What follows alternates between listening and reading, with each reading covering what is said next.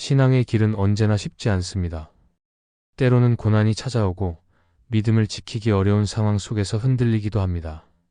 그러나 성경은 끝까지 버티는 자가 구원을 얻고 하나님께서 예비하신 상급을 받는다고 말씀합니다. 오늘은 믿음으로 끝까지 버틴 자에게 주시는 상급이 무엇인지 살펴보며 우리의 믿음을 다시 세워가고자 합니다. 첫째, 끝까지 버틴 자는 시련을 통해 더 깊은 하나님 체험을 상급으로 받습니다. 신앙의 길에서 시련은 피할 수 없는 과정입니다. 하나님을 믿고 따르면서도 우리는 고난과 아픔을 만납니다. 그러나 성경은 분명히 말씀합니다.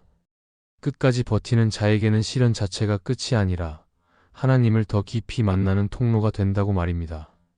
우리는 흔히 시련을 고통과 손실로만 여기지만 하나님은 그 순간을 통해 우리에게 더 큰 은혜와 깊은 체험을 허락하십니다. 그러므로 시련을 끝까지 견디는 자는 단순히 고난을 통과하는 것이 아니라 하나님을 더 친밀히 경험하는 상급을 얻게 됩니다. 욥기의 욥은 그 대표적인 예입니다. 욥은 이유를 알 수 없는 시련을 겪었습니다. 재산을 잃고 자녀들을 잃고 자신의 몸마저 병들었습니다. 사람들의 위로조차 받지 못하고 하나님께 버림받은 것 같은 순간을 경험했습니다. 그러나 욥은 끝까지 믿음을 지켰습니다. 그는 하나님을 원망하기보다 하나님께 나아갔습니다.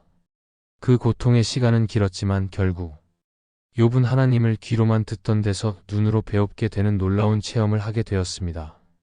이 체험은 단순한 문제 해결이 아니라 하나님과의 깊은 만남이라는 값진 상급이었습니다. 끝까지 버틴 욥은 고난을 통해 더 깊은 하나님을 알게 된 것입니다. 또한 다니엘의 세 친구도 불 가운데 던져졌지만 하나님께서 그들과 함께 하심을 경험했습니다. 그들은 죽음을 각오하고 믿음을 지켰습니다. 불길 속에서도 버틴 그 순간 그들의 눈앞에 하나님의 임재가 나타났습니다. 이는 시련을 끝까지 버틴 자에게만 주어지는 특별한 상급이었습니다. 하나님은 고난 속에서도 우리와 함께 하시며 그 사실을 견딘 자에게 분명하게 체험하게 하십니다. 현대의 신앙인들도 이와 같은 경험을 할 수 있습니다.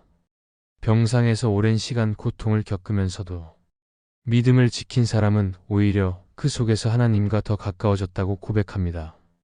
재정적인 어려움과 삶의 무거운 짐을 끝까지 견디면서 하나님께 기도한 사람은 그 시기를 지나며 하나님의 세밀한 인도하심을 체험했다고 말합니다.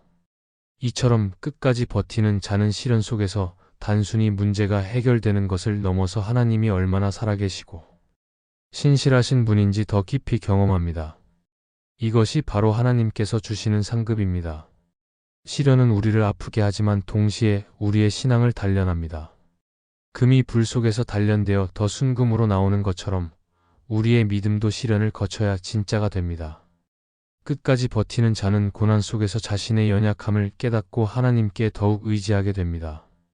그리고 그 과정에서 하나님은 자신을 더욱 선명하게 드러내십니다. 하나님을 깊이 체험하는 것은 어떤 세상적인 성공이나 물질적인 상급보다 훨씬 값진 상급입니다. 우리가 기억해야 할 것은 시련을 끝까지 버틸 때 얻게 되는 체험이 단순히 위로 차원이 아니라는 점입니다. 그것은 하나님이 누구이신지를 더 깊이 아는 체험이며 내 삶에 실제로 살아 역사하시는 하나님을 만나는 경험입니다. 그래서 끝까지 버티는 자는 시련이 끝난 후 이전보다 훨씬 성숙하고 단단한 믿음을 갖게 됩니다. 결국 끝까지 버틴 자에게 주어지는 상급은 시련이 없는 삶이 아니라 시련 속에서도 하나님을 더 깊이 만나는 은혜입니다. 고난을 통해 하나님을 알게 되는 체험은 그 어떤 것으로도 바꿀 수 없는 귀한 보물입니다. 그러므로 우리는 시련을 피하려 하지 말고 그 속에서 하나님을 더 깊이 만나기를 소망해야 합니다. 끝까지 버티는 자만이 이 상급을 받을 수 있으며 하나님은 그를 통해 더 큰 영광을 드러내십니다. 둘째, 끝까지 버틴 자는 세상의 인정이 아니라 하나님의 인정을 받습니다. 사람은 누구나 인정받고 싶어 합니다. 가정에서, 직장에서, 공동체 안에서 칭찬과 인정을 받으면 힘이 나고 더 열심히 살아가게 됩니다. 그러나 신앙의 길은 종종 세상의 인정을 받지 못하는 길일 때가 많습니다. 오히려 믿음을 지킨다는 이유로 오해와 비난을 받을 때도 있습니다. 그래서 많은 이들이 믿음을 지키는 대신 세상의 인정을 얻으려 타협하기도 합니다. 그러나 끝까지 버틴 자는 세상의 인정이 아니라 하나님의 인정을 받습니다. 이것이 하나님께서 주시는 참된 상급입니다. 사무엘상에 나오는 사울 왕의 이야기는 우리에게 큰 교훈을 줍니다.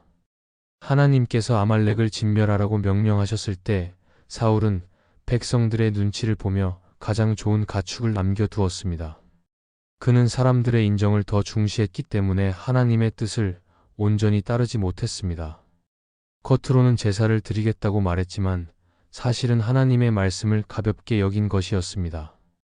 결국 그는 하나님께 버림받았고 하나님의 인정 대신 사람들의 인정만을 붙잡다가 비참한 최후를 맞이했습니다. 반대로 끝까지 버틴 사람은 사람의 눈치를 보지 않고 오직 하나님의 인정을 구하는 삶을 살아갑니다. 다윗의 삶은 이와 대조됩니다. 다윗은 왕이 되기 전 오랜 세월을 사울의 핍박 속에서 보냈습니다. 그는 광야에서 도망 다니며 수없이 죽을 위기를 맞이했지만 끝까지 하나님을 의지했습니다. 사울을 죽일 수 있는 기회가 여러 번 있었지만 그는 하나님의 기름 부으신 자를 해치지 않겠다는 믿음을 지켰습니다. 사람들의 눈에는 미련해 보였을지 몰라도 하나님은 그의 믿음을 인정하셨습니다. 결국 다윗은 하나님의 마음에 합한 자로 불리며 이스라엘의 왕이 되었고 하나님의 인정이라는 최고의 상급을 받았습니다. 예수님 또한 세상의 인정보다 하나님의 인정을 선택하셨습니다. 사람들은 예수님께서 세상의 왕이 되어 로마를 무너뜨리길 원했지만 예수님은 십자가의 길을 선택하셨습니다. 그 길은 사람들에게는 실패처럼 보였으나 하나님은 그 순종을 인정하시고 그를 모든 이름 위에 뛰어난 이름으로 높이셨습니다. 끝까지 버티며 순종한 예수님의 길은 하나님의 인정이 얼마나 큰 상급인지 보여주는 완전한 본보기입니다. 우리의 삶에서도 하나님의 인정을 구하는 것은 결코 쉽지 않습니다. 세상은 빠르게 성과를 원하고 눈에 보이는 성공을 인정합니다. 그러나 하나님은 우리의 중심을 보십니다. 우리가 작은 일에도 정직하게 살고 눈에 띄지 않는 자리에서도 신실하게 버틴다면 사람들은 알아주지 않아도 하나님은 반드시 인정해 주십니다. 그리고 그 인정은 세상의 칭찬과 비교할 수 없는 영원한 상급이 됩니다. 하나님의 인정은 때로는 지금 당장이 아니라 나중에 드러날 수 있습니다. 히브리서 11장은 믿음으로 살았던 많은 인물들을 소개하며 그들이 세상에서는 환영받지 못했지만 하나님께는 큰 인정을 받았다고 기록합니다. 그들은 약속을 멀리서 보며 믿음을 지켰고 결국 하나님의 칭찬을 받았습니다. 세상이 주는 박수는 잠시뿐이지만 하나님이 주시는 인정은 영원합니다. 끝까지 버티는 자만이 이 상급을 누릴 수 있습니다. 우리는 선택해야 합니다. 눈앞의 세상 인정을 따를 것인지 아니면 보이지 않지만 영원한 하나님의 인정을 따를 것인지 말입니다. 끝까지 버틴 자는 세상 사람들에게 무시당하거나 손해를 보는 것처럼 보일 수 있습니다. 그러나 하나님은 그의 믿음을 기억하시고 반드시 인정해 주십니다. 하나님의 인정이야말로 가장 귀한 상급이며 그것이 우리의 믿음을 지켜가는 힘이 됩니다. 따라서 우리는 세상의 인정이 아니라 하나님의 인정을 바라보아야 합니다. 끝까지 버티는 자가 얻게 되는 참된 상급은 하나님의 인정입니다. 그 인정은 우리의 수고와 눈물을 결코 헛되지 않게 하고 마지막 날에 우리를 칭찬하시며 상 주시는 이유가 됩니다. 그러므로 우리는 사람의 시선을 넘어 하나님의 눈을 바라보며 끝까지 믿음을 지켜 하나님의 인정을 받는 삶을 살아야 합니다. 셋째, 끝까지 버틴 자는 하나님의 영원한 체험을 얻는 상급을 받습니다. 우리가 살아가는 세상에서는 손해와 상실이 자주 찾아옵니다. 믿음을 지키기 위해 때로는 이익을 포기하고 사람들과의 관계가 끊어지기도 합니다. 정직하게 살다 보면 불이익을 당하기도 하고 하나님을 따르기 위해 세상이 주는 즐거움을 내려놓아야 할 때도 있습니다. 그러나 하나님은 결코 우리의 상실을 그냥 지나치지 않으십니다. 끝까지 믿음을 지키며 버틴 자에게는 그 모든 상실을 하나님의 영원한 체험으로 바꾸어 주십니다. 이것이 바로 하나님께서 주시는 상급입니다.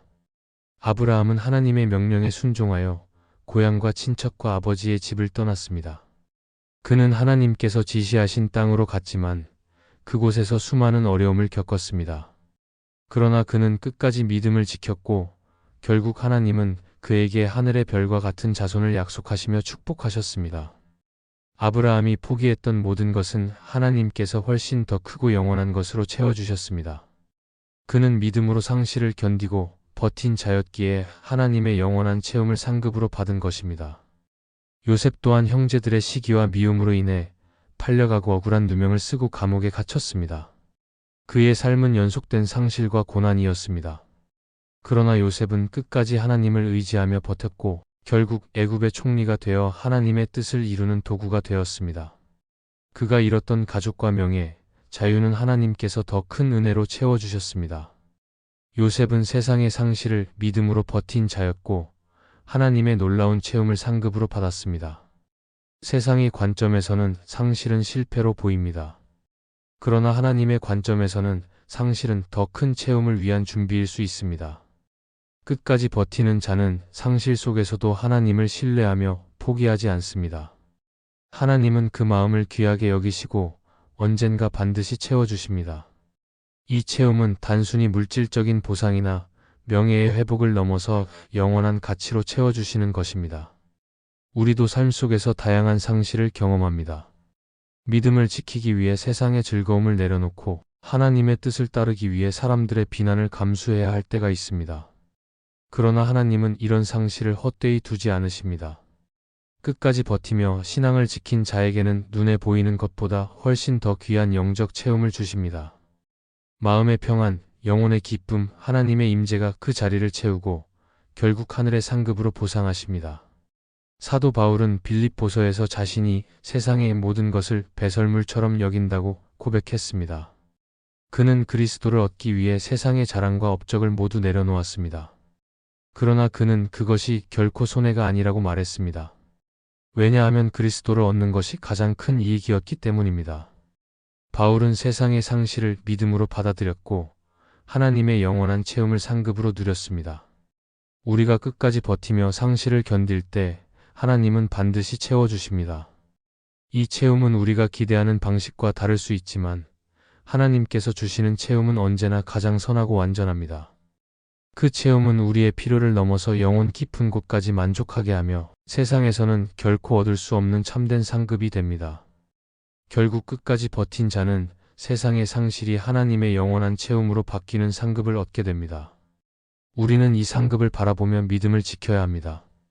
세상의 눈에 보이는 상실에 좌절하지 말고 하나님의 채움을 소망하며 끝까지 버텨야 합니다. 하나님은 우리의 상실을 기억하시고 그 모든 것을 영원한 채움으로 바꾸어 주실 것입니다. 그러므로 끝까지 믿음을 지키는 자가 되어 하나님의 상급을 누리는 삶을 살아가야 합니다. 넷째, 끝까지 버틴 자는 하나님이 준비하신 더 큰 사명을 상급으로 받습니다. 하나님은 단순히 우리가 고난을 견디는 것만을 바라보지 않으십니다. 하나님께서는 우리가 끝까지 믿음을 지켜낼 때 그 과정을 통해 더 큰 사명을 맡기시고 그 사명이 곧 상급이 됩니다. 끝까지 버티는 자는 단순히 자신의 인내로만 인정받는 것이 아니라 하나님 나라를 위해 더 깊고 더 큰 일에 쓰임 받는 영광을 누리게 됩니다. 이것이 하나님께서 주시는 특별한 보상입니다.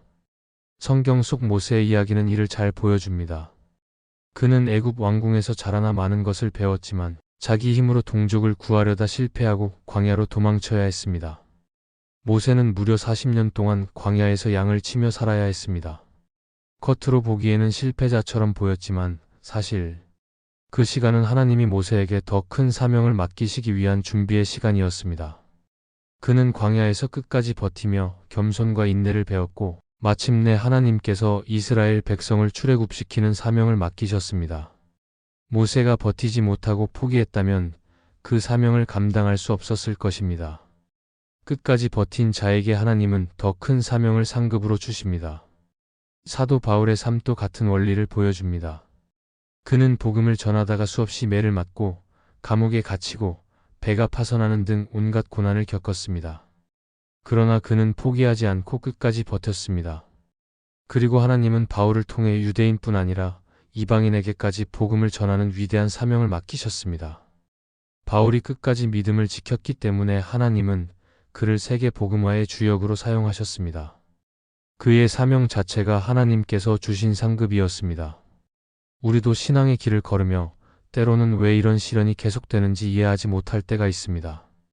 그러나 하나님은 우리의 버팀과 인내를 통해 우리를 다듬으시고 마침내 더 큰 사명을 맡기십니다.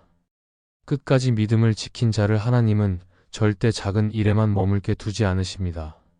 하나님은 그의 충성과 인내를 기억하시고 더 큰 일을 맡기시며 그 과정을 통해 하나님 나라의 영광을 드러내십니다.